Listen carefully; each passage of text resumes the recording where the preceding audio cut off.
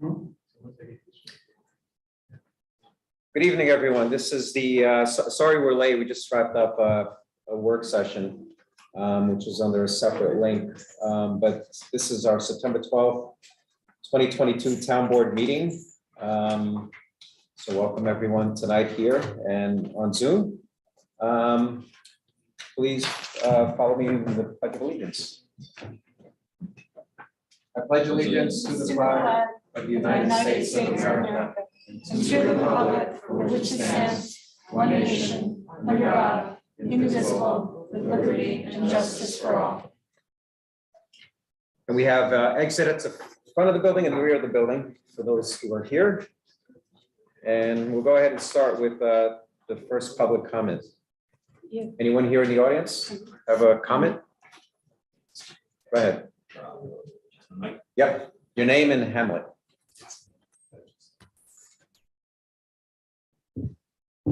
Good evening.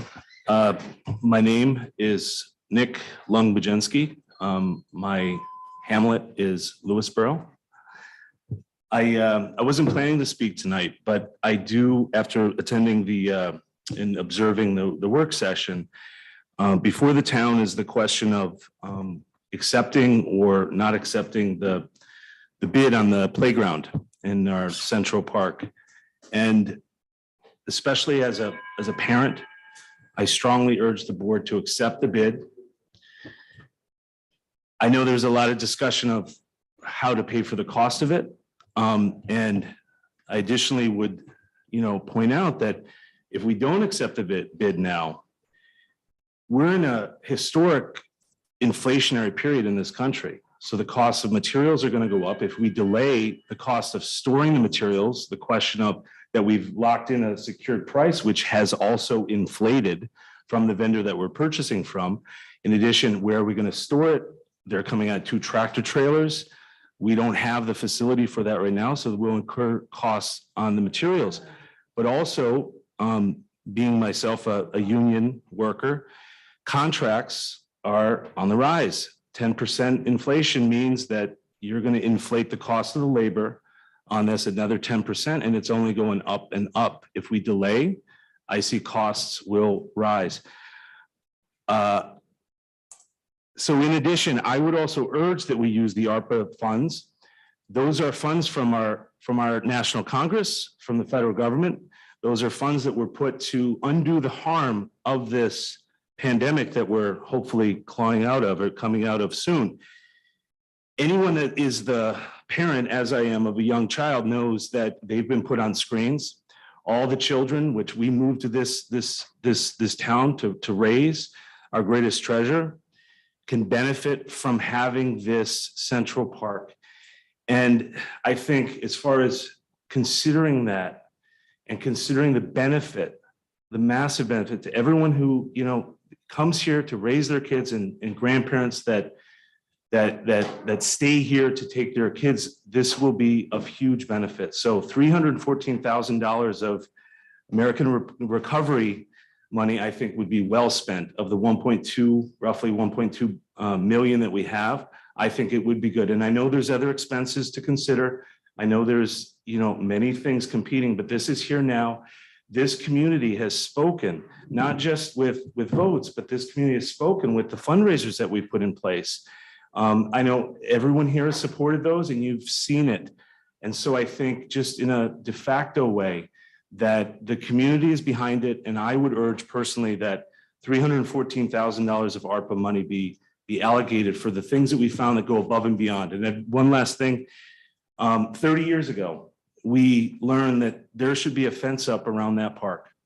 For 30 years, it was in the original plan. We never put it up. So yes, we've incurred more costs, but it will be costs that will be well spent. It's an investment that will bring up everyone's property values when you consider the benefit.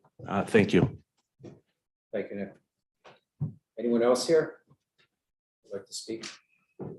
Anyone on Zoom? Nope. Okay. No, not that I've seen. Okay, so, Hold on. oops. We have Carol Cernak. I'm asking you to unmute. You have 3 minutes. Hi, this is Carol Cernak from South Salem. I'm just really disappointed how this came to be. I appreciate all the fundraising that's been done and that the community has spoken out and that this park is what they want, but I'm not sure how this shortfall has happened. Why isn't the town aware of their own wetlands regulations and their stormwater runoff expenses attached to doing a project like this? The next thing I'd like to ask is how are the, if you're going to go with this low bid for this project, how are the extras written into the contract? Because we all know that there's always extras, and that's generally where they make their money. And my final thought is I'm wondering where the RFP is for the timber pile at the Salt Dome property. Thank you. Thank you, Carol. And that's it, Tom. Okay, great. Thank you, Janet. Okay, next, the communications. I have a couple of things here. One that's on the agenda is the resignation of Parks and Rec Advisory Council member Barbara Bernarda. This is the letter she sent to us.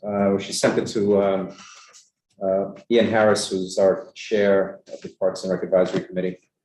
Hi, Ian. I hope you and your family are doing well. After much consideration, I've decided it's time for me to step down from PRAC and make this seat available for someone else effective immediately. With increased work responsibilities and resumption of corporate travel, in addition to frequent visits to our children and grandchildren, they are up to 8 grandchildren, congratulations, across the globe, I'm finding myself increasingly conflicted on PRAC meeting nights and town events and do not feel I can continue to do the position justice. I have enjoyed my time on PRAC and interacting with its various members in our shared goal to serve Lewisboro and preserve the mission of Parks and Rec. I truly appreciate the friendships I've formed as a result, especially with you, Dana, Laura, Meg, and many others. And I will always be proud of our success with helping open up the LES gym to the public again for Parks and Rec programs. I wish Nicole and her team continued success and all the best for my fellow PRAC members.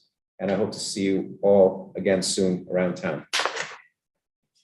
So thank you, Barbara, for your service with PRAC. Many years of service. I have a second communication piece. This came from Glenn Faber, where he stated, in light of the $300,000 plus shortfall in the building of the new playground at Town Park, I request a list of surplus properties owned by the town to be put on the agenda and discussed at a public meeting as soon as possible. I believe there are 120 parcels where many, if not most, could be sold to help fund the shortfall. The properties are contributing nothing to the tax base and are a potential liability from lawsuits in the event of any injuries sustained on those parcels. Please read this email at tonight's meeting. Just a note on that, we did publish today the list of properties that are available for potential sale. It's on our website. And if anyone is interested, it's under the resources link on the town website. Let's see. Next is the consent agenda, including the approval of minutes from August 22nd and the monthly reports from building and the police department. I motion that we approve the consent agenda. Do I have a second? I'll second. Discussion? All in favor? Aye. So new business, we'll start with a presentation on tree ordinance awareness by John Wolf from our Conservation Advisory Council. And Would it be okay to skip to C, because Sally Frank was. oh, sure, yeah. Okay, so we'll wait for, okay, that's fine, yeah. Yeah. Okay, so we'll move on. So I'm going to go right to the approving funding for the Comprehensive Plan Steering Committee postcard mailing. That's point C. Yeah, correct. And that I just want to read. There is a statement here from Catherine, or a letter from Catherine again, an email that was addressed to Dan and Andrea, who were the liaisons to the Comprehensive Plan Steering Committee. She included me on the email as well. She said, for your upcoming board meeting, the Comp Plan Steering Committee would appreciate your discussing and voting on funding a postcard mailing. It will be mailed in late September or early October to alert residents of our participation survey. The cost should not exceed $2,000. I will work with the tax assessor's office to obtain the mailing list and use click2mail.com. The same way we did last year for our kickoff survey. Motion to approve the expenditure of up to $2,000. Second. Andrea, second. Discussion, all in favor? Aye. The next one is a resolution in support of amending New York State environmental conservation law to restore certain home rule rights to local governments. So I have, basically, this is a bill that was written by Assemblyman Chris Burdick at the request of some local municipalities. The bill simply allows a municipality to pass a local law regulating the use of pesticides in freshwater wetlands in their municipality if they wish. If no law is passed by the municipality, the regulations are simply left the way it is now under the control of the New York State DEC. The law can make the regulations more restrictive, but not more lax. So the resolution, as it's written, I guess I'll read it here. It's in the agenda packet, but it's a resolution to support Assembly Bill A9079 and Senate Bill SA378, amending environmental conservation law by adding new section 240513, local freshwater wetlands pesticide prohibition. Whereas the New York State Assembly Bill A9079, sponsored by Assemblymember Chris Burdick and by State Senator P. Harcum in the State Senate, seeks to amend the environmental conservation law to restore certain home rule rights to local governments. And whereas the legislation states as follows: a local government that has implemented a freshwater wetlands protection law or ordinance in accordance with section 24-0501 of this title may adopt a local law or ordinance to prohibit the application of pesticides in wetlands it regulates. Provided, however, that any such law or ordinance should not prohibit pesticide applications for the control of invasive species identified pursuant to Title 17 of Article 9 of this chapter. Pests of significant public health importance, noxious weeds designated by the Department as injurious to ecosystem health, or for the protection of critical native plant species. Any local ordinance adopted pursuant to this section shall take effect on the first day of January after it shall have been adopted. And whereas wetlands protection is critical to the town of Lewisboro to protect drinking water, to provide floodplains protection. So that's the language in the, To be clear, right, Tony? Yeah. We're not voting to adopt a local law. We're voting to resolve, to to support support the assembly. the legislation being proposed At the up state in level. Albany, By ours. to allow the towns to decide for themselves if they wish to impose more restrictive regulations on pesticides in wetlands. Correct. But we're not deciding about. We're not No, deciding. no, we, Pesticide right once now. this gets passed, we can then adopt a local law. No, it's not pesticide, it's pesticide. To Pesticides. wetlands, to wetlands, yeah, so Yeah. this, so we're just supporting the bill, which looks like it's The being state bill. carried, state bill, which is being carried by That's verdict. our state assemblyman, Chris Burdick, and our state senator, Pete Harcum. And again, the bill is to allow the towns to decide for themselves if they wish to be more restrictive. It's Correct. not supporting a bill at the state level saying the towns are now more restrictive. No. It's allowing the towns to decide for themselves, which is why they brought up the home rule. Yeah, so the motion is to support the state bill, right, the Assembly and Senate bill. So, I second. discussion, all in favor? Aye. Aye. Okay. Next is resolution accepting Better Homes Electrical Inspection Services, Inc. as an electrical inspection agency for the town.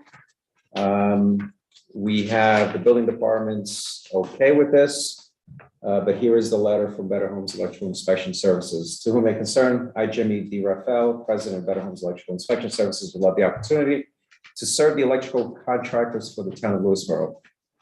In my folio, you see all my IAEI certifications and certificates of insurance needed to perform electrical inspections, along with a copy of my electrical inspector license. I am recognized on Westchester County Consumer Protection and Licensing website. At this time, I would kindly request for board approval. Thank you. So Andrea there Renda moves. is, Discussion, yeah, second? so Second. he's asking to Discussion? do what, actually? Uh, He's doing this for the So town, the- or he's doing? Adding He- to the list. he's of added to the electrical list. Inspectors for the town. Correct. That the residents have an opportunity to So- choose from, So if you do electrical work, the town can actually send him in, or the residents. To inspect. to do the inspections. So he's an authorized electrical inspector that you can, Right. the Yeah. town resident The town can can. choose from. Yes. So that's my question. I assume that the building department confirms all of the statements here about his certification. That's correct. So that's great. More options. So all in favor? Aye. Aye. Resolution awarding a bid for replacement of backstop. So this was a bid that Nicole worked on, and there were 2 responses out of 3 vendors. And the low bid was $24,850 by Salem Fence out of Baldwin Place, New York. The high bid was $41,000 by Sport Tech Construction out of Brewster, New York. Why such a discrepancy? That's almost double. Don't know. There was at the baseball field, wasn't that a new backstop part of that, what was done? This Or is Fox Valley? this is Corona True. No, I know, but what, just from a cost comparison, I understand. Wasn't it? I I don't know if we've done one recently. have a problem with this because the lower bid is coming from Baldwin Place, New York. For them to come in at almost half the cost, it gives me pause as to what that could be. And these other people have to come from Baldwin Place, which is not around the corner. So you have to factor in the additional cost of the travel. I don't know. It just seems Baldwin Place, How far is Baldwin Place? It's on the border of Palm Beach. Yeah. Yeah, Not too it's far. far. It's not far. It's farther west than Brewster. But, Yeah. Oh, not Long Island. I'm thinking No. of Baldwin. No, Baldwin. Island. Like, I'm it's not- beside Baldwin, it's not Nassau. Okay. But it's also, it was put out as an RFP rather than a bid. One proposer actually came out of the threshold for RFPs and it was over, so that you couldn't award it for them. And typically an RFP, you can award to whomever you like, because you're not adhering to the GML, but that Right. particular bid is over. So. But it's a good point. It's over the 35. It's over 35. So Yeah. and award it to Salem, that's fine, but Yeah, you're gonna spend more than 35, it's gotta go to bid. right. Point, yeah. Did Nicole verify that what Salem Fence put forward would meet their requirements? I would guess she did. I mean, that's her responsibility. Yeah. Okay. And Salem Fences, they're well known in the area, actually. So- When it was discussed at the previous Parks What and is right Rec here? Advisory Council meeting, there was nothing questionable or unreasonable in that. And she thought what I remember is that Nicole found it an acceptable bid. Right, okay. Perfect answer to my question. Pardon? Perfect answer to my question. Thank you. I pride myself on good communication. So we have a second and there was a discussion. Yes. All in favor? Aye. Aye. I motion, I think. Yeah. I think Okay, and second. Yeah. Second was Oh, Mary. Mary. Thanks. Okay, I'm going to skip G for now. And are we ready, John? Yes. Okay, sorry. Okay, so yeah. Okay, so what I'm going to do is, so we're jumping back up to A, which is the tree ordinance awareness presentation, and I'm going to share it on Zoom. And for those of you not in the room, at the mic is John Wolf, who's the chair of the Conservation Advisory Council, and also attending to help present Sally, your last name I can't remember. I'm sorry. Frank. Frank. Sally Frank is helping with the presentation as well.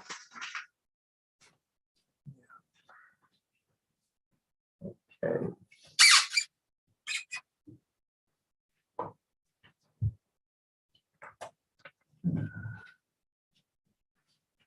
And John, just FYI, I am screen sharing, so I'll follow you as your presentation.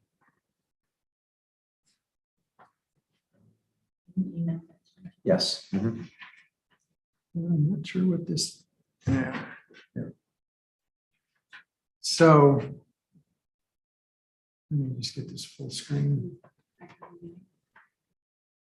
There you go.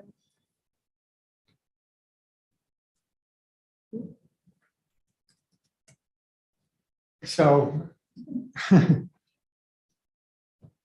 I guess you're wondering why we're here tonight. Let me start with that. Yes. We believe that it's been a year or more since the tree ordinance was enacted. When we did a check in the spring, 0 permits were issued. We started to look into that, and what we found was that, first of all, we don't think there's much awareness of the ordinance itself. People, it's on our website as a legal document, but let's face it, people don't go out to our website and look for legal documents. They go out only if they need to, if they have to. So unless they're curious, they don't go find it. Tree cutting companies are not required to inform the homeowners, right? And as a matter of fact, there's a lot of, what I understand is there are a lot of tree companies operating in Westchester that aren't licensed. And that's not something the town can do much about. I think at least not completely. You're not required to have one. Pardon? If you're cutting down trees, there's no licensing requirement, right? There is for Westchester County, but it's not really well enforced. Okay. So I'm told. Okay. When we looked into it, we had at least one new construction site. The builder just hired a logging company to clear cut the property. So, you know, no use. Didn't look to see what the tree ordinance had anything to do with it. He just cut every tree on the property down. Another one that we found was cutting trees. The previous building inspector put a cease and desist on his door. He got a little smarter. He cut the trees down, ground the stumps, and buried them all in the same day. In fact, if you read last week's record review in the police spotter, there was somebody who called the police about a neighbor cutting down trees. So we know that this is going on.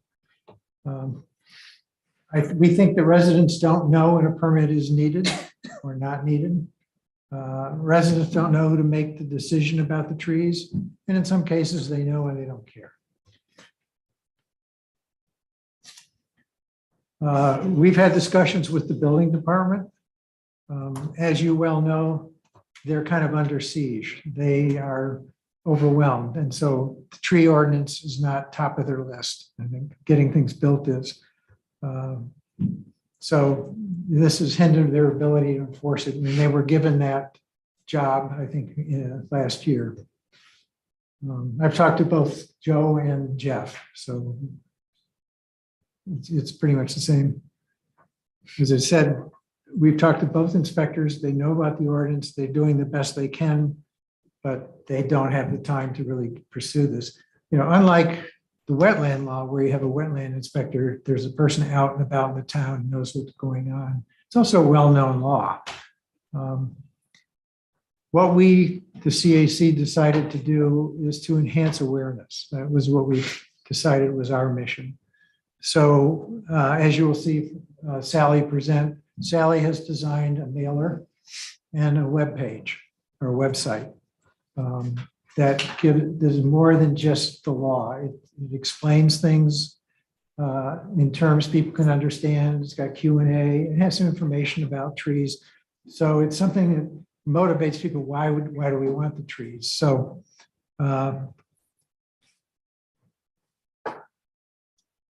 given that, first of all, I put up, there's the mailer. You want the website? Yeah. Just to get to the website. John, a quick question when you're going to go into that, but did you give was there any discussion about potentially broadening the responsibility of wetlands inspector to include that? Well, we talked about that last year when we passed the law, and it was decided not to do that. Let's see.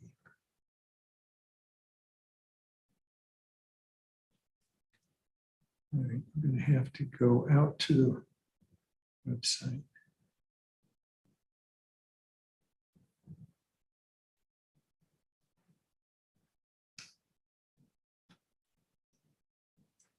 Do you have your web? I had it up here and then the guy closed my laptop. Just starting with Sally. Go ahead. Okay. There we are. Yeah. Yep. Okay. So ignore the top of this banner because I built this off of my own site. By the way, does everybody know Sally? By the way? Hi, Sally. Hi, Yes, I know that. I think I met. I just have a question. I don't have the specific file. I just have the PDF that includes the mailer. Yeah, it's the same. It's the same. It's So the that's same. because I don't, yeah, okay. Sally is one of the newer Grounds to members this of our site. committee. Who's done a fantastic job with this. Well, yeah, that's, So, as John said, you know, we really see the problem as being a lack of awareness. You know, if you don't have awareness, you've got nowhere to start. So we just wanted to start with the low hanging fruit. Let's just get people information that's easily accessible. And so the concept behind this webpage, just so I preface, is that this is really going to serve as a microsite.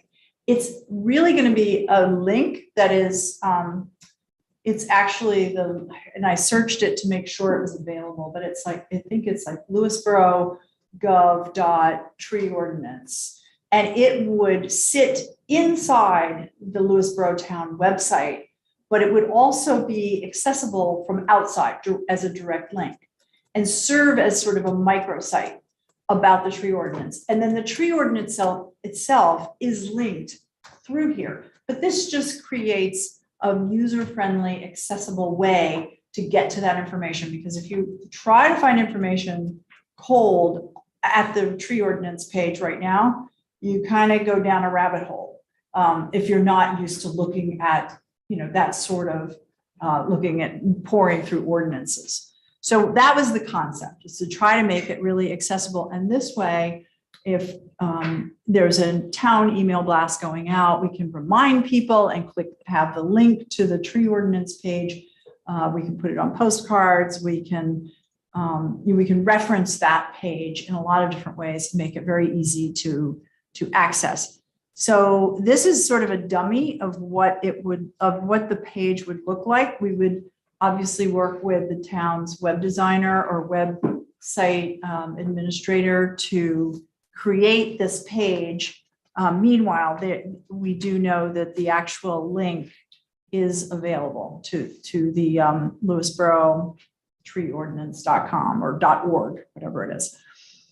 So anyway, this just basically gives an overview of why a tree ordinance. And then, as I said, here is the link. Whoops, come on. Directly, no, doesn't want to cooperate. Fat thumbs. So this takes you right to. I'm actually trying to share that page, but it's. Oh, it's not letting you. Oh, wait a minute. I'm having an issue with my. You're not able. My taskbar is hiding my share screen link now all of a sudden. Why is that arguing with me? Got it. Trying to get rid of that message. I don't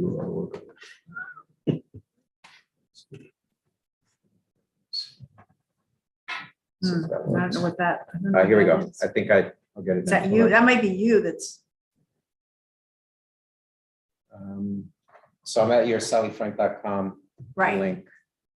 So let me just Oh, share that. Okay, so I'm back to where you were before. When she clicked on the link. Click on And then it. there's Oh, a there we link go. down below. Okay. Okay. So I'm back on the page, right? Okay. So start out with the benefits of trees. Why do we care about trees? Trees play a vital role in the community for protecting wetlands, water bodies, drinking water resources. Trees contribute to the natural beauty. The presence of trees adds value to our homes and creates a feeling of privacy. I won't go through everything because you'll be able to read it for yourselves. But we try to summarize why this really makes a difference. Because I think there are some people who not necessarily sure they understand why it's such a big deal. Judging from one of my neighbors, they clearly don't understand why it's such a big deal. Frequently asked questions. Now, these are the key pieces that we want to communicate. When is a tree permit required? When is it not required? In the actual website, this would be a drop-down. So you'd have a list of the key frequently asked questions. You click on the question and the answers would reveal themselves. again, trying to make this a little more readable. For this purpose, for the demo purpose, I'm spelling out every single thing. So and this is also summarized, this is not trying to recreate the entire tree ordinance. This is designed to summarize the most important elements of that tree ordinance that will hopefully make an impact to somebody who may be considering doing some changes to their property. So when is it required? When is it not required? We want to make a point that, you don't always have to have a tree permit, removal permit. That's equally as important. We don't want this to feel like an onerous burden that's just for the sake of more administrative work for the town. Is there a fee for obtaining a permit? Key question. What is the procedure for applying for the permit? Now, this I've just penciled in here. I don't know who the right person would be. This is obviously a point of discussion. Who should be the contact? Should it be someone at the CAC? Should it be someone at the building department? We need to figure out, those channels, but clearly whether we do this or not, those channels need to be figured out. Then we also have a link directly to the tree permit, the form, so that, again, very easy to find. And here is the, this doesn't like me. There it is. I think it's just the Wi-Fi. Okay, so there's the permit. It's easy. It's very easy to find. Some of the point about the diameter of the tree is part of which trees are can you take down and what can't you take down. So we defined how do you calculate the diameter of a tree. What is a specimen tree? Can I remove a specimen tree from my property? Simple, straightforward answer. Am I required to maintain or replace trees on my property? What happens if if I remove a tree without a permit? And obviously, we feel that's a really important, we need a deterrent because right now there really are no deterrents. What if a neighbor's tree, this is one we were sort of debating whether we wanted to include this. What if a neighbor's tree falls on my property? That really has so many, yes. On this, the last thing, the fines there. So you're saying that's not a part of our code now? Which? It is a part of the. It is. Part Yes, of it is. Oh, okay. You were saying No, because this you- is a matter of highlighting, whether we should highlight it or not. Oh, okay. Yeah, 'Cause these are you just had the said things that we- didn't have much deterrent, and I was thinking, oh, does that mean this is new? Okay. Oh, no, this is all existing. We're not inventing any of it. We're just, trying to boil it down to its essential elements for, Educating the public. right.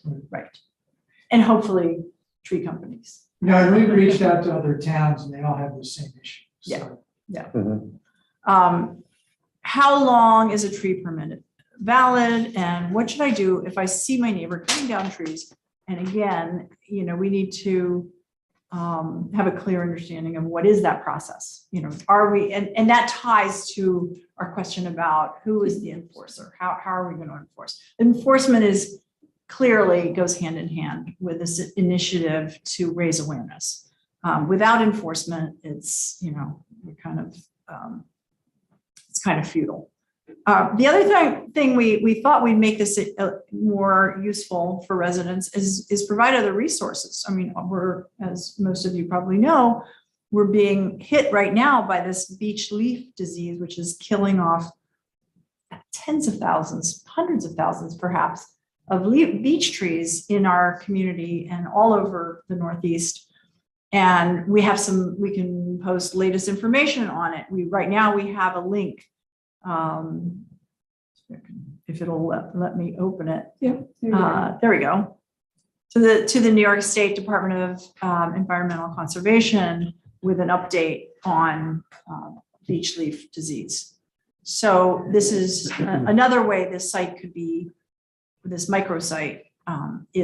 could be useful. Same thing with the ash trees. I think a lot of people know right now we're losing untold numbers of ash trees, or we already have. So this is another resource to, another bit of information that would be helpful. So this is all well and good, but it's, again, we need, how do we get this information out? So the idea was to do a mailer, very, relatively inexpensive mailer. How can I get out of here, John? No, that's the application. That's that. I don't know why it's not letting me. And if you click on the PDF down at the bottom. That's, oh, there it is. Yeah, I don't. Where's your PDF? There it is. There you go. There you go. Okay, now this is a little tricky to see. Because it's sideways in the proof. So I created this in an online web platform to create postcards. It's very inexpensive. It's like $350 to create the design and to print the postcards. And we can even process the whole mailing, everything through this website. No, I'm sorry, the printing is, what did I say, around 2,000, 2,200. Total price. Right. So again, boil it down to the most essential elements, tree preservation ordinance, what every homeowner should know. Before you cut a tree, check the ordinance, visit the treeordinance.com to learn when is a tree permit required, when is it not required. Then if I read it sideways, we just summarize again why Lewisboro loves trees, visit the ordinance, visit the website to learn more information. So the idea is to send this to the homeowners throughout Lewisboro. And I think also if we could send it to the tree companies, the tree cutting companies, it would also be useful. And we may want to think about a different kind of communication for those tree companies, like perhaps a letter from the town, with some other specific information about who do they call when they have a question, or what happens if a homeowner says, go ahead and cut this down, and they know it's against the ordinance. We can work on that. That's sort of the next phase. But that's pretty much the picture of what we're trying to do. Again, it's tied very much to enforcement. But awareness raising is, baseline. You got to start with some awareness raising. Questions? Very nice. And I do apologize. Great work. Thank you very much. And Thank the website that you designed that Yes. yourself, right? Yeah. And that's going to be integrated into the town. Right. It website, would be, it's really a separate link that has called a redirect Okay. into the town website. So it would exist on its own. And also, if you go through the town website, you never see it unless, so it's really just so that you have this shortcut to the tree ordinance. Right. With some fundamental information on the homepage. Okay, great. Okay. Okey doke. Page Yeah. 10. Come on.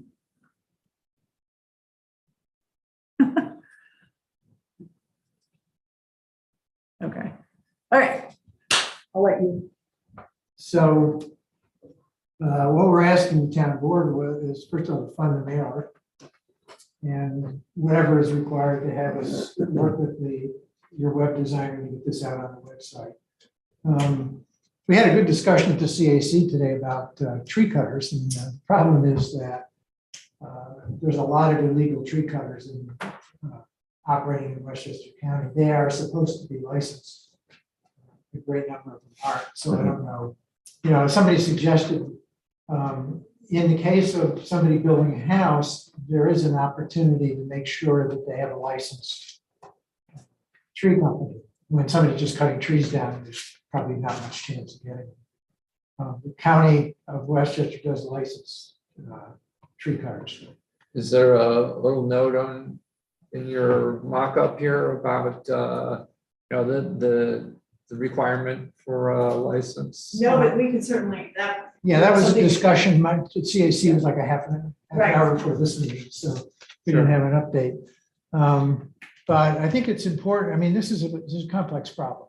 Mhm. And Yeah, I'm So- saying if if you're putting this out there, that would be an opportunity to plug that and, still some people are gonna just take whoever comes along, but for some people to say, oh, then I better do that or else there's, some liability or whatever. We could have a section that's with a headline of something like responsibilities of the tree service companies. And then just have a drop down that lists all of the basic expectations, including having a license. Is it possible we could piggyback on the steering committee mailing? I mean, one side, No, no? no. No, we, You You know what to need do? to, you don't want to, you need to Mixed keep it messages. simple. I had the same question earlier today. and Oh, I was shot down real quick. Yeah, Alright, so we need- I was so we need thinking the some- same thing, and then I realized it's too much. So we need a separate on the same kind of. being on mechanism. both committees, I would say we probably mess Yeah. them both up. Just, okay. But the other thing is there's probably a couple of tweaks to the law itself we might want to consider, and in the case of this clear cutting, it's probably illegal, but it could probably be defined better so that when somebody builds a new house, that there's some specificity about what trees can be taken down. And that would be enforced in the building code itself. Don't they have a plan, with the planning department? We think in the one we Specifies? saw that he did, but he just ignored it. Right, but so he's then going outside the bounds of his plans and then it would be a Right. Well, planning. It comes down to enforcement. So Mhm. the building inspector is overwhelmed. He's doing the best he can for sure. But this, he's not around town, like the wetlands inspector has, not only is he around town, but it's been around for years. People know the wetland law. And they know if the guy is going to pollute his well, he's going to do something about it. Mhm. So the tree ordinance is new. People don't know about it. But I do get, on the CAC, I do get people calling me about this from time to time, even before we had the ordinance, people Mhm. calling me. So, the more we get it out there, I think the more people will start to understand, maybe I don't like my neighbor cutting all these trees down. I think there was also one other point, was that there seems to be some inconsistency between getting building permits that include tree cutting with the rules that are in the tree ordinance. There are some inconsistencies. So when the homeowner in this particular situation went to the town and said, hey, you're clear cutting the space, and the owner says he can do it. First of all, the homeowner was right, he was exceeding what was permitted, but it still there was no connection with the actual tree ordinance. Mhm. There was like a disconnect there. So, and the tree. Well, there's a specific, it specifically says in the tree ordinance that if there's a Construction planning, project. a planning approval which specifies what happens with trees, and that's what rules that. Right. I think it is. So there's just a little confusion there, and it really, the neighbor was very frustrated because there was nothing he could do, and it led to some very difficult words between he and his neighbor, which of course we want to avoid as well. Mhm. Do you have any suggestion as far as if somebody has information about a violation of the ordinance, how to, like, if they can, in a field or to email something, or like you would for the clerk if there was a complaint about something? Well, you want to speak to what did happen in that one case? There was a notice put on the homeowner's door. It was ignored. There was no follow-up. A week went by, there was no follow-up, and the homeowner continued to cut for at least a month or two afterwards, until I lost count. No, but John said he's gotten some calls, so is there a way that the town has, if somebody has a complaint or an issue, there's a way To the to. building department. Right? They called the building department. Yeah, actually, if you read the record review last week, the homeowner called the police about this, and he said, call the building department. Should somebody send an email? I'm just saying, should we have email that says written notification? Yeah, it ultimately goes to the building department. That's where it was It's defined currently last going. year. Right. But I talked to Jeff, he'd like to do this, but he just doesn't have the resources. And in the case of the one that Sally talked about with Joe, he put the thing on the door and then he quit. So, There's no Should we have, follow-up. aside from a call, should you have an email or a dedicated email? There's a complaint, so you can pick it up if he's out in the field or something. Yeah, But that doesn't. But seem if to be he the doesn't issue. have the It's not an time- issue of not knowing about it. It's just about Following up, yeah. the Okay. resources. yeah, it's a complex problem. There's a lot of not knowing about it, and there's people who don't see enforcement, so I can get away with it. Right. So, we have wetland violations all the time. They tend to get caught, though. And, there's a place to take them. The planning board handles those, so. So it's a little different situation. Mhm. Anyway, we are at least trying to get awareness in place and then do what we can do. So you want to, similar to a townwide mailing, you want to make a motion to? Yeah, motion to, Motion to spend up to $2,000, I guess we have well, a it's template. two, so your email was 2K to 3K. So, Sally revised me to 1,800 to 2K.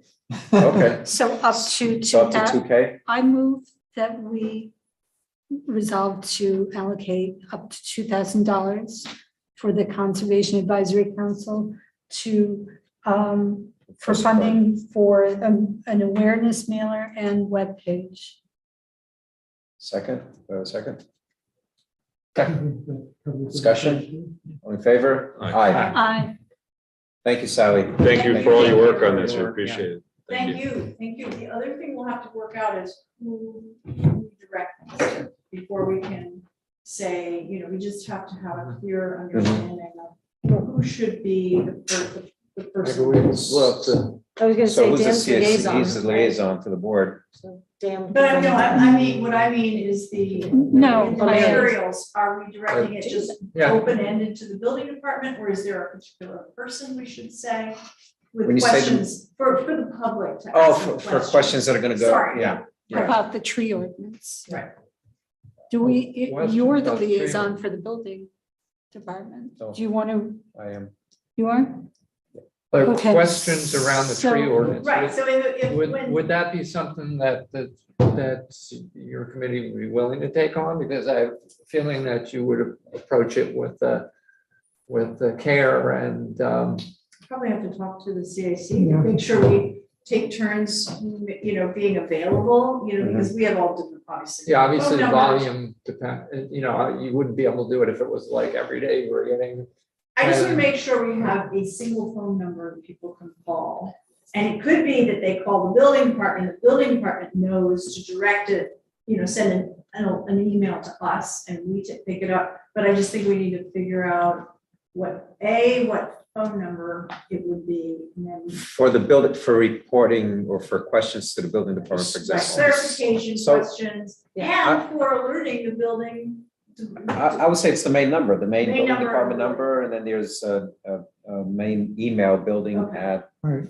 We're trying to automate a lot of this so that we Yeah, divert yeah, work from the. but you building can department. consult with the building department on that as Okay. well, yeah. But I think critical is having somebody whose job is enforcement above and Right. beyond Yeah. the resources. I've talked to Jeff, and. So we have an arborist who's on call for the appraisal of these trees. Yeah, Is there any possibility to anoint that person the code official? Because they'd be the most knowledgeable also with respect to these issues. And if someone says, hey, wait, look what's going on over yeah, there. it's just, he's part-time, he's shared with 2 or 3 other towns and. No, I understand. And this is not, something that's sort of in the budget or planned for, and, that would have to be subject to Yeah, I discussion. think- I'm just saying technically. I think he's in the case of, is this a specimen tree or not, so we're talking about enforcement's another whole thing, I think we have to be very careful when we're asking to someone who's either not a legal professional or someone working in the department to give advice on what our ordinance means, Yeah. right? So if there's gonna be any questions, the questions need to go directly to the building department. I don't think it could go to CAC. I No. don't think that's the appropriate. Correct. The way that code was written is that the board designates, and it can be a certified arborist or it can be the building inspector. So I thought that there may have been an individual that was appointed in that I- title last year if- As an arborist. as the arborist. Yes, The there is. But that's under But the that's title not in- approving authority. That's No, not that's not the enforcement. approving authority, right? Yeah. That's, It's that, not enforcement, that's right. Yeah, I mean, I think. advice. That's for advice That's what consultations. the quote, that's what the code says. Yeah. Designate an approving authority to administer and enforce a chapter, may be an individual duly appointed by resolution of the board, including the licensed certified arborist or the building inspector. Oh, So you Those can, are our two options. do. It could be a combination, whatever. I mean, the building department has the power to do something about it. I don't think the arborist does. I mean, since we clearly, at least temporarily, don't have a great way to, find resources within the building department, that would seem to me. And also, since it's not like this is happening every day, mhm. we're not talking about a major cost item, seems to me to be pretty easy to. Yeah, I mean, an enforcement officer would be doing many other things besides this if we had one. Right. My only other input is that before any website goes live, that someone, the town has to, Oh, we need to it Oh, needs yeah. to make sure that, flesh it out. We're gonna have to have a legal review and, Yeah, exactly. yes. yeah, we know the drill. Okay. We want to make sure our website doesn't say something that the ordinance doesn't, so. Right. we understand. Thank you for the work. that you've Okay. done. Thank you. Thank you very much. Thank you. Thank you both. Okay. So next, I'm gonna jump to the, this is an agreement with NICEAG regarding light emitting diode or LED streetlight conversion, authorizing the supervisor to sign. So NICEAG approached us and with an offer to replace the existing streetlights over in the Wild Oaks area with LED, which are more efficient, they last longer, and of course, these would be new fixtures compared to the old ones that are there now, so it'll be more appealing, I guess, for that area. The cost to the lighting district is $4,748.73. And that is, basically, that's the remaining life on the existing fixtures that NICEAG calculated, and that's what we're paying for. They, Pro rata life expectancy on that. correct, so they estimated a savings per year on electricity costs of $1,153, and the payback is 4.12 years. So I then found out that we have 225 homes in the district, in the lighting district, so that equates to a fee or charge to each home of $21.11.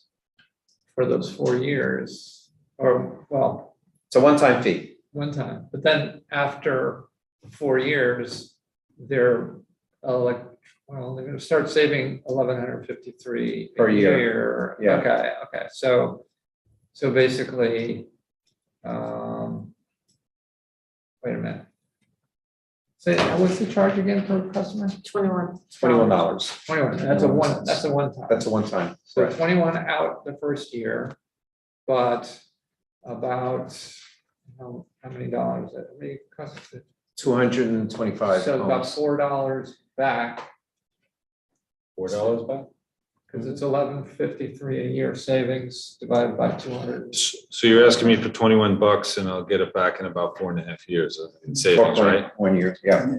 You make your money. The lights will last longer. And yeah, so these are LEDs which last Yeah. longer, so After 4 years, they start feeling Then better. right now we have lights that are actually out. Yes. They're out and they're actually in the process of being replaced. And these will last much longer. Yeah, Savings. newer fixture. Is this something that the people who live in the district have been wanting? Are they unhappy with the lighting as it exists? Just Well, they've been asking. complaining about the lights that are out. Okay. That we've heard complaints of. It's an ISAC program. It's similar to what we did with the streetlights here in town. But of course, this is the lighting district of Wild Oaks, so I move. guess some, Andrea moves. I And second. to have the To have- supervisor sign the agreement as well. And I second. discussion. I'm good paying the $21 as the. And you live there, Lighting yeah. district. So all in favor? Aye. Okay. I'm going to jump to the police chief contract. So we have a new contract for the police chief. His contract had actually expired end of June. And so we have a contract for another year, which has been distributed to the town board. It's only 1 year. I'm sorry. It's a 3-year. It's a 3-year. It's a 3-year. 3. Yes, it's a 3-year. 3-year. It's not in the packet because it's employee contract. Right. Yeah. Oh, the red line. Okay, got it. Yeah. So, does anyone have any, so motion to approve the police chief contract. Do I have a second? Andrea, do you want to second it? I'll second. Andrew, a second? Oh, we have to roll. Oh, we have a roll call? Okay. Yeah. Discussion. Yeah, discussion. discussion. I just want to thank the police chief for his service to our community and the good faith negotiations that we were able to have and come to an agreement. And look forward to having him here in the community for many years to come. Thank you, Dave. Well said. Thanks, Dave Alfano. Thanks, Chief. Roll call. So now roll call. Andrea, Yes. Dan, Yes. yes. Yes. Shaw, yes. All right, so that brings us back to the playground funding. So again, we had an extensive discussion. I think, just to answer one question that came up in public comment, at the last meeting, we went into the reasons why we weren't aware of some of these additional costs. Part of it is there's a fence that's included. There's drainage, which upon doing a survey of the property in preparation to create the bid spec, we had the topography. Kellett Sessions worked on, they took that survey as input. They matched it up with the design of the playground, knowing that we then needed, because we were within the DEC wetland buffer, we needed a stormwater permit application with DEC. And so drainage needed to be put in, designed a certain way. And that led, the drainage alone was about $140,000. And like I said earlier, I went to the town park after that last 5-inch rainstorm we had. And there's a considerable amount of wood chips or mulch that's used in the current playground that was washed away. So that's going to have to be replenished by our maintenance staff. There's a lot of puddling. There's a lot of water flowing. So this drainage will, of course, alleviate that. And so that's. This was a long-standing problem that the town was correct aware of for a long period of time. Yeah, I think that was mentioned at the last meeting. I think Valerie mentioned the consultation with Marine Corps. I also saw someone else comment on social media that this had been a known issue for 30 years and nothing was done about it. So if we proceed with this project, we will have it taken care of. But the people who did the original specs were not made aware of this issue at the time that they gave us the original costs. Correct. So all what they did was they said, okay, we'll come in, we'll dismantle the existing playground, we'll rip up the existing asphalt surfaces, we're going to level off the site, and that's the baseline that we then start building on top of. And that's what they did. Yeah, so that's where we are. So we had an extensive discussion. So the question is, and I think pretty much all the board members, correct me if I'm wrong, are in favor of the current design and not deviating from it and moving forward with it. And then the question was, do we want to use ARPA funds for this? Some of what I heard is, in my opinion, the ARPA funds are available now. We could use them. Yes, we have other projects that will need funding, other projects that we then need to review. For example, the playground or the town park bathhouse. We can use additional ARPA funds towards that. If there are other things we want to pursue, we can see how all that fits in with the remaining $950,000+ of ARPA, or we can look at borrowing. Yeah, so we need to make a decision now on basically the 3 options that were presented. I mean, if we're going to move forward, do we want to move ahead with the ARPA funding? Do we want to go out to bid again? Do we want to accept the current bid knowing that we're gonna be able to fund it from the general fund, let's put it at that. So is that the 'Cause right now first, the ARPA that's the fund- first question, whether or not we accept or reject the bids, right? Correct. First, we have to That- make that'd that be- decision, and yeah. then after that, we can decide. Right? Well, it could be one resolution accepting the bid and then it's just saying that the shortfall will be funded from the general fund. So, If you wouldn't mind, I'd rather split it into. but I guess, Just- Greg, you're, What if we don't come we to need to agreement? split. That's not part of it. Correct. You certainly can. yeah, what's the advantage of splitting into two? Because I don't believe that I'm gonna vote the same on both those questions, and so I prefer them to be split. Just so we got clarification from council that the ARPA funds, which made available to Lewisboro from the federal government, the amount of approximately 1.2 million are available to us for any governmental purpose that we want. Any service-related purpose in capital as well.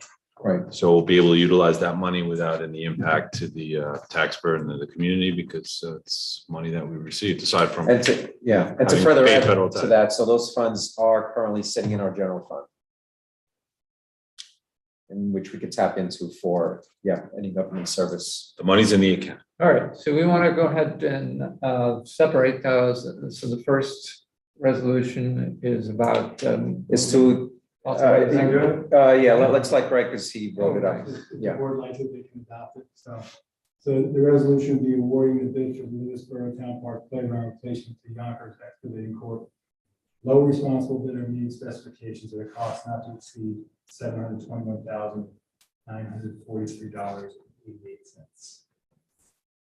$721,943.88. So moved. Discussion? Someone has to second it. Second, Oh, sorry, so moved, There was a motion, sorry. Andrea seconded it? no, I Did you? Oh, You didn't? Oh, okay. I'll second. now discussion. Discussion.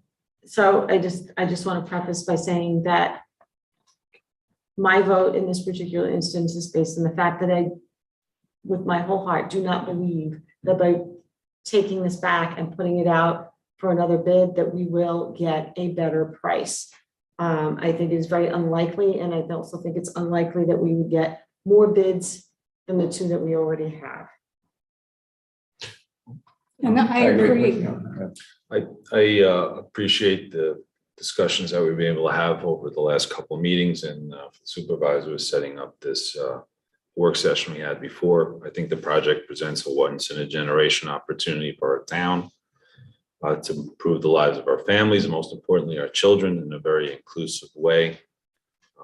I'm going to support it.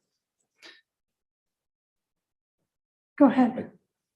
Nothing to say. Yeah, and I just like to add that Go. we have to keep in mind of the additional funding that we're receiving, right, from not only the playground committee, over $200,000, but we also have 400,000 coming to us from New York State. And it's, it's something that I think is, has never happened with the town, right? In terms of getting that much funding for a project like this.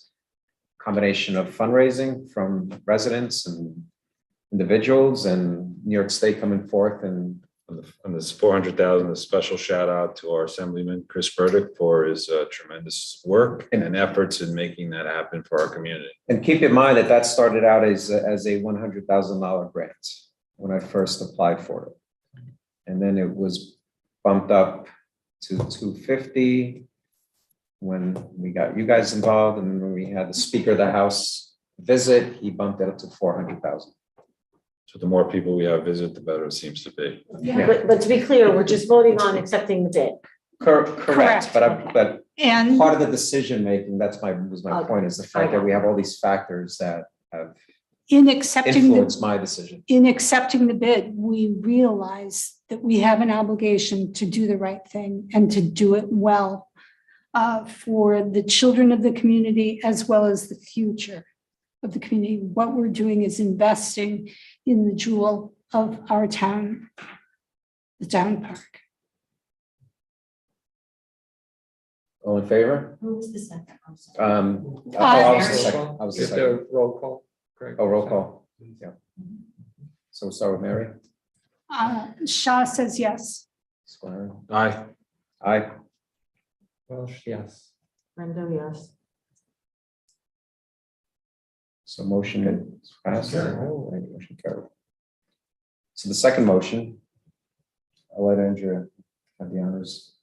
Well, I don't, she doesn't want the No. honors. Oh, okay. Authorizing budget modification to utilize the American Recovery Plan Act funds up to a certain amount from the project, whatever the number would be you're contemplating. So moved. What do you need to give us a number? You want Oh, Is there a number you're contemplating? what was the Well- delta? It's 300. I would say not to exceed.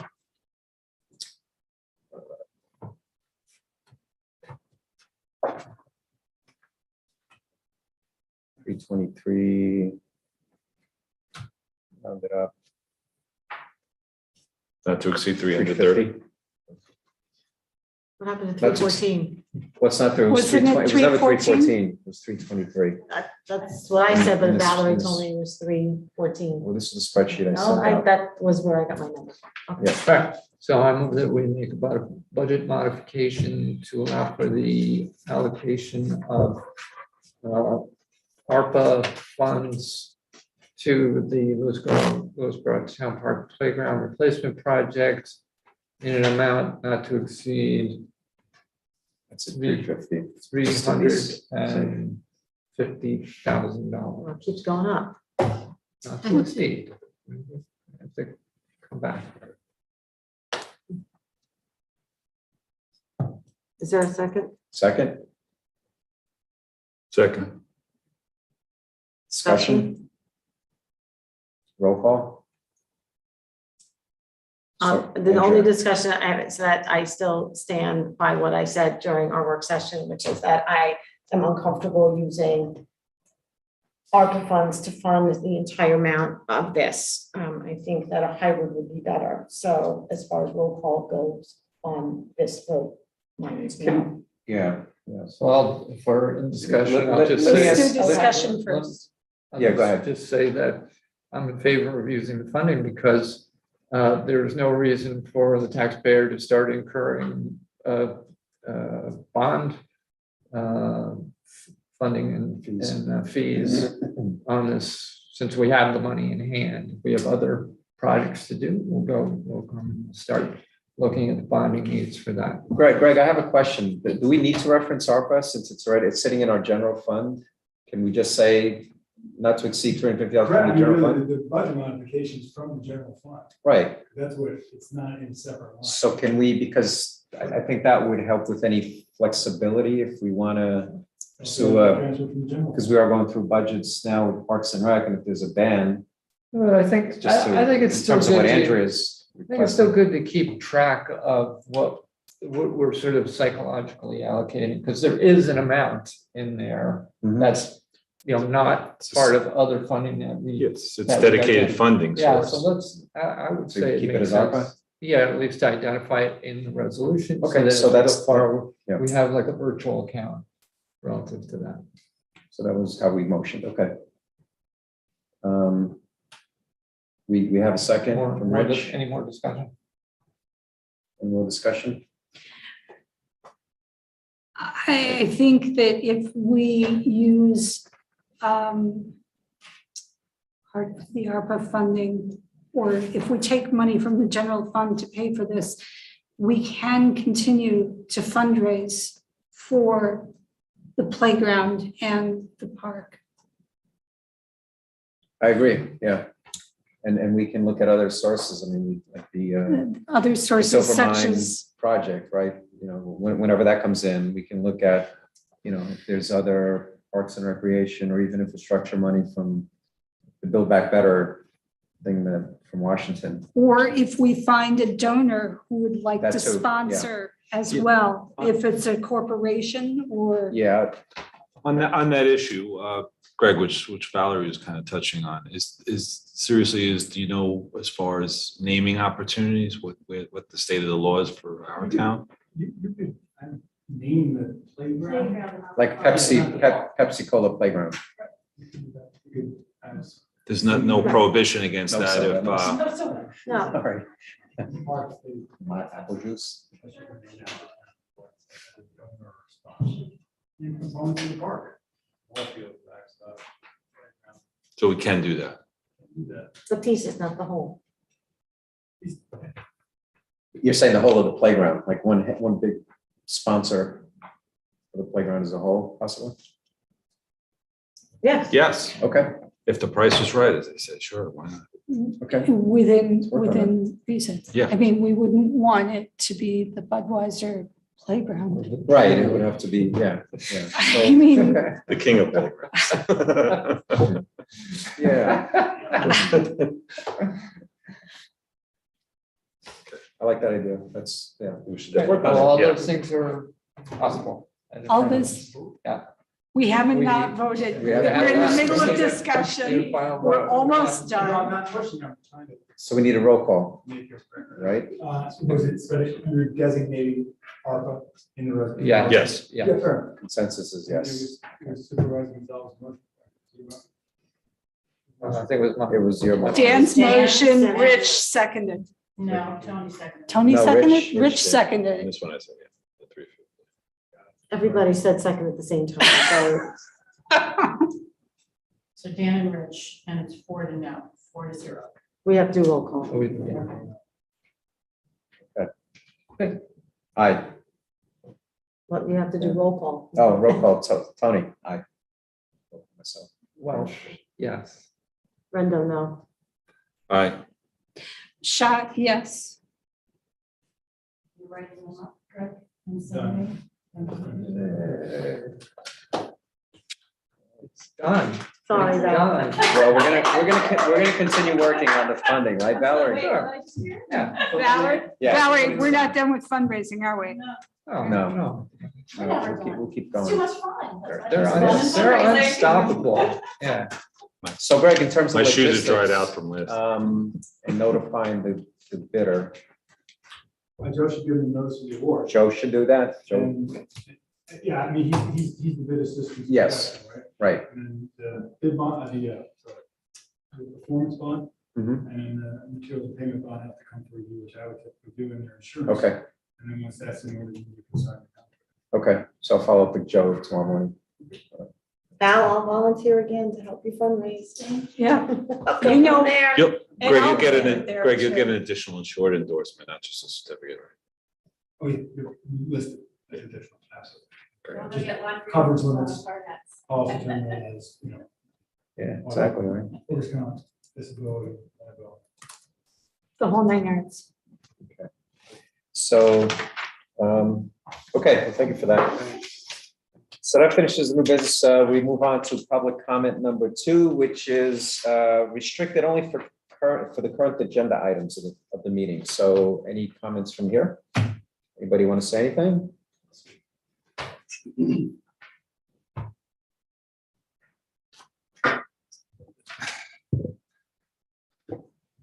Nicholas Lungmajenski from Lewisboro Hamlet. I just didn't prepare a statement, but I just want to commend the board. And I want to commend not only the amount of deliberation that this takes, but the time to be in these meetings. Everyone here works professionally. I mean, the time away from your own families, the long road that this has been to make this, bring it to this point. And it's not over. We're still going and there's fundraising to happen, but I just want to commend everyone here, everyone listening, everyone that's contributed in a positive way for our community. Also, and especially with close consideration of the funding of it. But as I said in the earlier public comment, I think that this is exactly the spirit of the ARPA funds as our federal government intended them. When you think about the impact on the children of Lewisboro and the generations that they will be when they hopefully have the same heart for service and sit at this table. So again, I just thank everybody involved. Thank you, Nick. Anybody else? No? Okay, and on Zoom? Yes, we have Carol Cernak.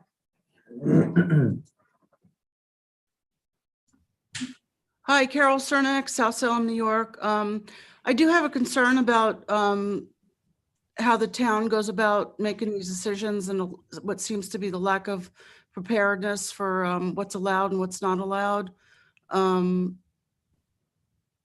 it just seems, hokey the way it's done. It almost seems like the barn door's open and the horse is already running down the road. So I'm not sure how you can control that other than having policies and procedures in place. Also very happy to hear that the town isn't waiving their own local wetland setbacks and DEC setbacks to meet the new park regulations. And I'm hoping that they'll follow those same procedures when it comes to other town-owned properties and installations that they plan on installing. And I think that's it. Thank you, everybody. Thank you, Carol. Thanks, Carol. Next, I'm asking Simone to unmute. Good evening. I wasn't going to speak, but I just want to thank Andrea Rendo for always separating her emotions when making fiscal hard decisions on our behalf. I appreciate it. Not surprised at how the vote went, 4 against 1. I thank you for always standing up for things that take you out of the picture, like the Italian-American decision. You took your personal issues out and you looked out for us on behalf of the town. I think that's a hard thing to do, and I appreciate it, and I commend you. Of course, everybody wants a playground and for kids to be happy, etc. I appreciate you looking at the final item line. Thank you. All right, thank you, Simone. That's it. That's it. Okay, great. Thank you, Janet. Okay, next we have approval of claims. A motion to approve claims, So moved. Second. discussion, all in favor? Aye. Okay, polling of the board. Start with Andrew. So it was a pretty nice weekend here around Lewisboro. There was lots to do. I started off my Saturday with the rest of the town board members over in Golden's Bridge at the Pocket Park and got a nice little tour from Jonathan Monty, got a better perspective as to what it is that they're planning to do over there. They had a little seed exchange going on, so that was very nice. But an added little bonus was that I got to take a tour with Mr. Welsh of Trail and Golden's Bridge on the other side of the train station, where there is an old train trestle, and the amount of potential over there and what we discussed, the idea of expanding trails to allow a connection to Somers as well as Katona, which in the future could mean a nice bicycle / walking path for people to move about the 3 towns and make a day of it, take the bikes, go for pizza in Golden's Bridge, go into Katona and walk around. It was just a nice vision. So I hope that we get to see something like that happen in the future. Thank you, Dan, for sharing. I've never been over there before. And then I ended my morning with a lovely swim in the pool with my dog. Went over to the town park. Drool in the pool. Drool in the pool, and Mookie certainly did. He was beside himself. He couldn't figure out the depth perception of the pool because my dog has only swam in lakes before. So that was a lot of fun, and he had a lot of fun. So thank you to Parks and Rec for that annual event. And then Sunday morning, many of us attended the 9/11 ceremony over at the Vista Firehouse. And it was very well done. It did make me think quite a bit, and I had some conversations with other people there that it would be really nice if perhaps the town might consider putting together a 9/11 committee to help foster a town-wide event, maybe with all 3 of the fire departments, that could culminate over at Vista, where they have a piece of the Twin Towers there, and a really nice memorial, and advertise it a little better. And actually, I ran into 2 people who were very interested in volunteering to help coordinate something like that for next year. I know So someone just a who thought. wants to serve on it as well. So perhaps we can also hook them up with John Lemke. He's so good at organizing those things. But that's what I was thinking. Great. Mary? I was with Andrea and Dan for the tour of the trestle, and it was a beautiful hike and flat. The seed exchange was an Eagle Scout or a Gold Star project for the Girl Scout there, and she did a beautiful job of organizing that seed exchange. I also attended the Kindness Over Muscular Dystrophy fundraiser that Saturday evening. I missed the pool party with the canines, and also attended the 9/11 ceremony. And I'm grateful for the volunteers of the Vista Fire Department who made that happen. It's important that we never forget. And I also commend them for volunteering as firefighters and emergency response people. Coming up ahead, we have on Saturday, the Lewisboro Library Fair. That's Saturday, September 17th, from 10 a.m. to 4 p.m. at Onatru on Elmwood Road. There will be attic treasures, book sale, food trucks, games, a concourse, also known as a Kersha. Thank you, Dean, for organizing that. Vendor market, music, silent auction, beer garden, and a dunk tank. Oh, yeah. I am going to be the first one up for dunking, folks. Be there at 10 a.m. so you 10 a.m., can dunk away. It's gonna be cold. Well, you know, it's all to raise money for the operating funds of the library. It's a good cause, and it's a great community, and it brings us all together. So please join me in celebrating Lewisboro and its library. Do we know who any of the other volunteers are? I still haven't gotten notification of what the remaining time slots are, but I told Julie to email you. who are the other volunteers? I got the 1:30 slot. Woohoo! I do know that the superintendent was not available. So that's not one of the people, but I don't know the rest of the list. If I have to be dunked in 2 separate periods, I'm up for it. I know it's chlorinated, so it's safe. Okay, that's it. Go ahead, Rich. Just hearing about everything, and I was with the fellow board members at Golden's Bridge for the Pocket Park and for 9/11, and here today with Valerie and Nick. I mean, we just bring this home again. What an incredible community we have, and we could not do what we do in this community without the unselfish dedication to making our community what it is. We're blessed to be here. We're blessed to have the volunteers in our community. It just brings that home to me once again. Thank you. On the Golden's Bridge Hamlet Association, they did a lot for it. So thank you. Yep. Go ahead, Dan. Nothing much to add other than to say that I'm excited that Andrea and Mary are excited about the enhancement of that Golden's Bridge Trail opportunity there and the bridge. And I think that would be such an amazing thing to realize there for the hamlet. I think Golden's Bridge could just really take off with that. And it would be such a great feature for the whole town. And remember, as I was saying just a few years ago, when we were sort of stirring this up, we actually went out to both Bedford and North Salem and asked for letters of support at the time for working on that bridge, because they're only 2 miles away from it too, and it would funnel them essentially into that same trail network. So and I know you've been doing a lot of work trying to re-energize that, so you can take it from there.